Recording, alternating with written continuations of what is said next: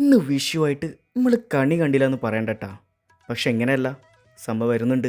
വിഷുവായിട്ട് നേരത്തെ എഴുന്നേറ്റ് നല്ല അന്തരീക്ഷട്ടാ. രാവിലെ എഴുന്നേറ്റുള്ള അന്തരീക്ഷം നോക്കി നിൽക്കുമ്പോൾ നമ്മളെ പാലുകാരൻ പാൽ കൊടുന്ന് വെച്ചിട്ടുണ്ട്. അതും എടുത്തിട്ട് നേരെ വിട്ട് കിച്ചണിലേക്ക്.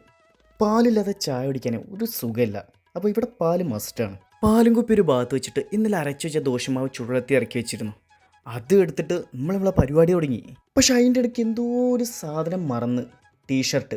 നേരെ പോയി ടീഷർട്ട് ഇട്ട് വന്നിട്ട് നമ്മളെ പണിയെടുത്ത് തുടങ്ങി. നല്ല സുളു പളവള മാവ് കല്ലിൽ വെച്ച് 4-5 റൗണ്ടും ചുറ്റി അതിൻ്റെ മേളിലൊരു പാത്രം വെച്ചിട്ട് കുറച്ചാകുമ്പോൾ ദോശ സംഭവം കിടയി വന്ന്. ദോശ 1 ചുട്ട് 2 ചുട്ട് 3 ചുട്ട് ദോശയുടെ ഉത്സവമായിരുന്നു. പിന്നെ നല്ല മുളകിട്ട മത്തിക്കറിയും നല്ല ചൂട് ചായയും. ഒരു പ്ലേറ്റിലേക്ക് 2 ദോശയും മുളകിട്ട കറി വെച്ച് നല്ല തട്ടൽ തട്ടിയിട്ടാ. രാവിലെ ആയിട്ട് നല്ല വിശപ്പാണ്.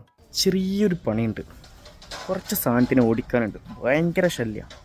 ഇപ്പോൾ കാണിച്ചു. ഇവറ്റുകളുണ്ടല്ലോ നേരം വെളുത്തങ്ങിട്ട് വരും മനുഷ്യന്മാർ ഉടക്കം കിടത്താൻ വേണ്ടിയിട്ട്. ഓടിച്ചോടിച്ച് എനിക്കും മടുത്ത്, ഓടി അവർക്കും മടുത്ത്. അങ്ങനെ നേരെ പോയി കുളിയൊക്കെ കഴിഞ്ഞ് ഫ്രഷായി വന്ന് ഡ്രസ്സൊക്കെ മാറ്റിയപ്പോൾ അടുത്തുള്ള ചേച്ചി ഇന്ന് വിഷയമായിട്ട് കുഴപ്പം ചെറുപഴം കൊടുന്നു.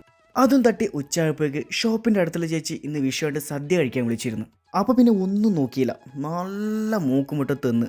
അപ്പോഴാണ് പുറത്ത് നല്ലൊരു ശബ്ദം കേൾക്കുന്നത്. വാതിലിട്ട് തുറന്നപ്പോൾ പുറത്ത് നല്ല മഴ, നല്ല അന്തരീക്ഷം. ഊട്ടിയായിട്ട് നല്ല തണുപ്പും. ഈ തണുപ്പത്ത് ഒരു കിട്ടില്ല നല്ല ചൂടുള്ള കട്ടൻ ചായ കൂടെ കിട്ടിയ പുളിച്ചേനെ.